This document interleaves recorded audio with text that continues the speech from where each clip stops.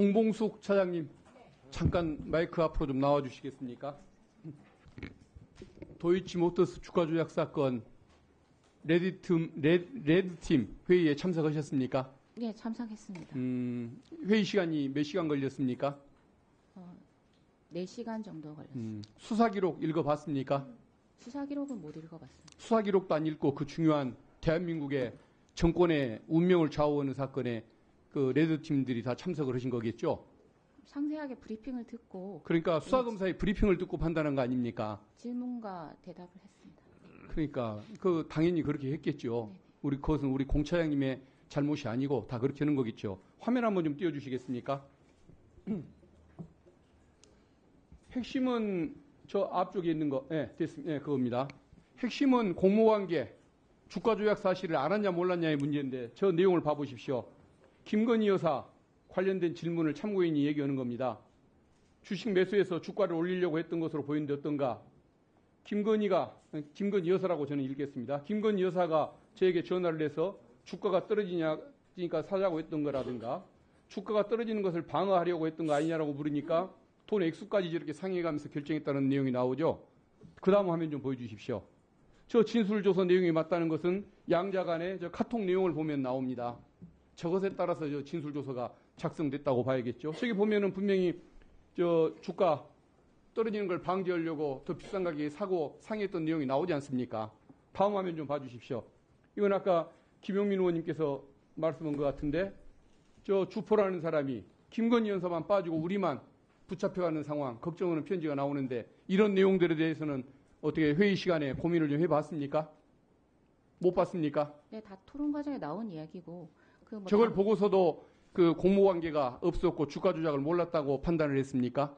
저 내부 의사 결정 과정에 대해서 상세하게 말씀드리기는 좀 어려운 것 같습니다. 결국은 브리핑을 듣고서 4시간 회의 끝에 그 레드팀이 결정을 했다는 얘기인 거네요. 알겠습니다. 들어가십시오. 우리 이창수 검사장님. 네. 보통은 국감을 앞두고는 이런 민감한 사건을 절대 처리하지 않던 것이 검찰의 관행입니다. 일부러 국감 끝나고 조용히 처리하지. 그렇습니다. 하루 전에 전쟁하듯이 전쟁 선포하듯이 이런 결정은 안 하는데 우리 이창수 검사장님 과거에 훌륭했고 또 법무부 근무 경험도 많잖아요. 국회로 오간 경험도. 그렇습니다. 그런 분이 이런 행동을 나는 했다고는 생각하지 않아요.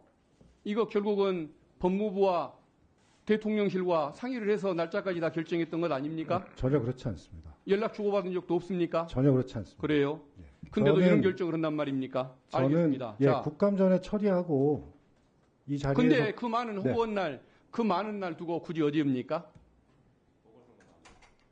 보궐선거는 끝나야 했고 국감 하루 전이고 그 날이 어제였던 것인가요? 뭐 그 사이에도 할 일들은 많이 있었는데. 근데 어제가 그렇게 그렇게 중요한 됐습니다. 날이었어요. 그날 처리를 네, 해야 했던. 네. 그 날짜를 누가 점지를 해줬습니까? 제가 정했습니다. 그래요? 네. 신기하게 잘 골랐군요.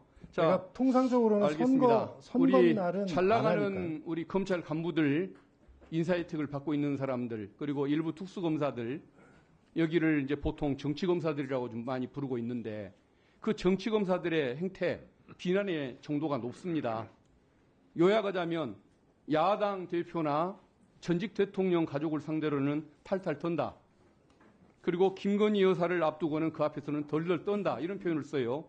근데 이 세 가지 사례에 다 해당하는 것이 우리 안타깝게도 우리 이창수 검사장입니다. 성남지청장 때 정자동 사건 수사했죠.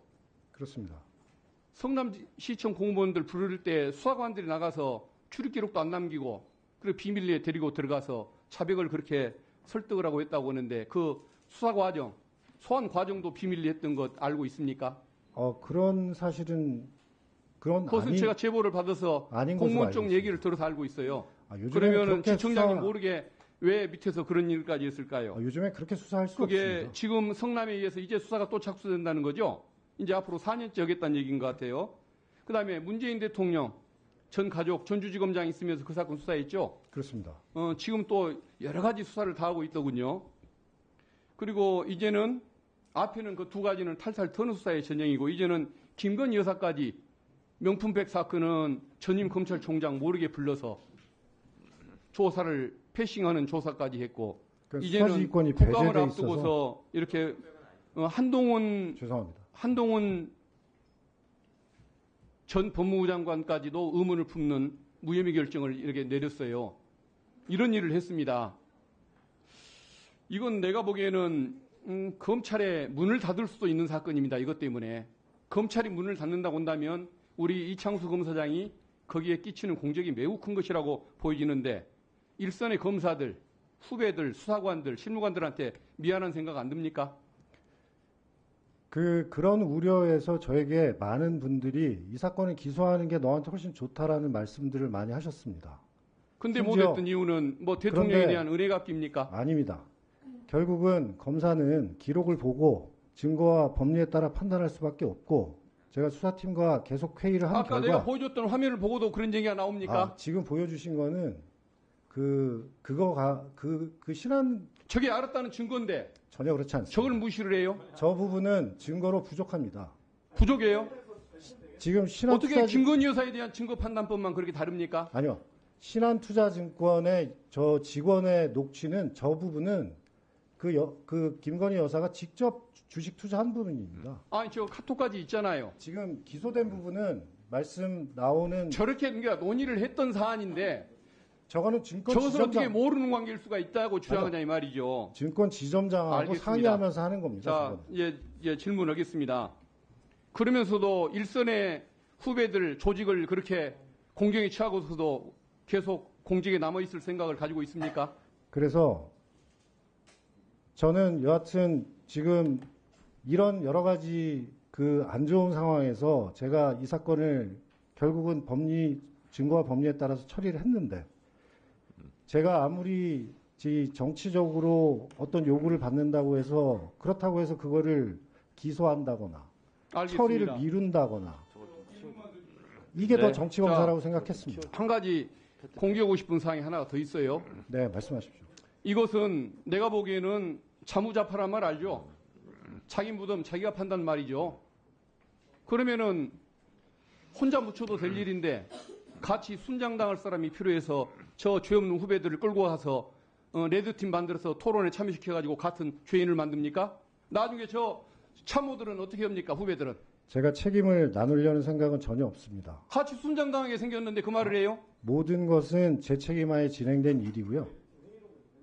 다만 그 과정에서 그 결정을 다시 한번 검토하기 위해서 제가 내가 경험이 보기에는 많은 대통령한테 은혜를 갖기 위해서 검찰 대통령한테 조직과 여러 후배들을 잡은 거예요. 대통령한테 받은 은혜가 없습니다. 제가 무슨 그걸 은혜가 은혜, 있습니까? 중앙지검장 가놓고도 은혜를 안 받았다고 얘기합니까? 제가 중앙지검장을 하고 싶다고 한 것도 아닙니다. 네, 더 이상 이상 마치겠습니다. 네. 그건 저한테는 상당히 모욕적인 질문이십니다. 네, 모욕적인 질문이라고 생각합니다. 네. 제가 대통령한테 자, 의원님들, 오늘,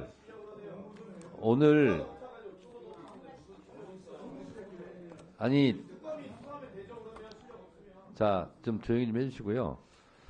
오해의 소지가 있어서 바로잡는 차원에서 우리 이창수 중앙지검장께 이것도 증인 보호 차원입니다. 네. 오해하지 마세요. 네. 박균택 의원님 질문 과정에서 본인 스스로 말씀을 어떻게 하셨냐면 많은 사람들이 너를 위해서는 기소 하는 게 좋다고 했습니까? 안 하는 게 좋다고 했습니까? 하는 게 좋다고 하는 게 했습니다. 좋다. 그럼 그 많은 사람들이 누구예요? 그냥 저를 아끼시는 분들입니다. 검사들입니까? 검사들도 있고 전직 검사들도 있고 그렇습니다. 네. 그러면 기소하지 마라 이렇게 조언한 사람은 적은 사람들입니까? 아니 오해 소지가 있어서 그러는 거예요. 기소하라고 또 얘기한 사람도 있을 거 아니에요. 기본적으로 사건은 그 위원장님 잘 아시겠지만 기록을 보고 네. 저희가 판단하는 것입니다. 아니 그러니까 제 얘기는 뭐 굳이 그런 얘기까지 안 해도 되는데 본인이 불쑥 많은 사람들이 너를 위해서는 기소하는 게 좋다 이 말씀을 하셨기 때문에 그러니까 그러면 그 그런- 많은 사람들이 누구냐 궁금할 수 있거든요. 그리고 어쨌든 이 결정을 한 것은 이창수 중앙지검장이 검찰총장하고도 상의를 안 하고 본인이 독자적으로 했다는 거 아닙니까? 이제 이 사안은 수사지휘권이 배제돼 있어서 네. 제가 최종 그러니까요. 결정을 했습니다. 그러니까요. 그러면 이창수 중앙지검장이 많은 사람들이 기소 하는 게 좋다 이렇게 얘기를 했다고 본인이 얘기하니까 제가 여쭤보는 거고, 근데 거기에 검사들도 포함이 돼 있다 이런 얘기죠. 자, 또 하나는요.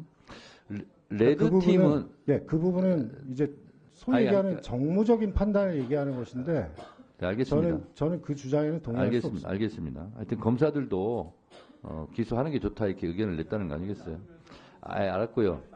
그리고 자, 또 하나는 레드팀, 아까 박규택 의원인데 레드팀은 보통 통상적인 개념은 어떠한 A라는 주장이 있고 그 A라는 주장을 반대하는 그런 주장을 하는 걸 보고 보통 레드팀이라고 그러는데, 이 레드팀은 검찰에서 레드팀까지 운영하는 걸 국민들이 처음 아셨을 텐데, 야당의 논리, 언론의 논리에 대한 논리를 축적하는 차원이지 기소를 안 하는 것에 대해서 반대하는 레드팀은 아니었죠. 제가 저희 수사팀에게 말했던 내용이 오늘 가서 충실하게 설명을 하고, 혹시 오늘 들어오는 레드팀의 의견이 이거는 불기소하는 것이 적절하지 않다라는 의견이 혹시 나오게 되면 다시 수사를 할 수 있다는 각오로 열심히 해라, 이렇게 말을 자, 했습니다. 그러니까 우리 지검장님, 그러니까 레드팀은 결국은 기소를 해라 이렇게 주장하는 것이 아니라 기소를 하라고 주장하는 사람들에 대한 반박 논리를 축적하기 위해서 시뮬레이션 게임을 한 거 아니에요. 그런 거죠? 꼭 그렇지는 않습니다. 하여튼 저는 그렇다고 지금 알고 있습니다. 자, 다음은 곽규택 의원님 질의해 주세요. 이런 식으로 위원장께서 중간에 질의에 개입해가지고 질의의 개입이 아닙니다, 이거는.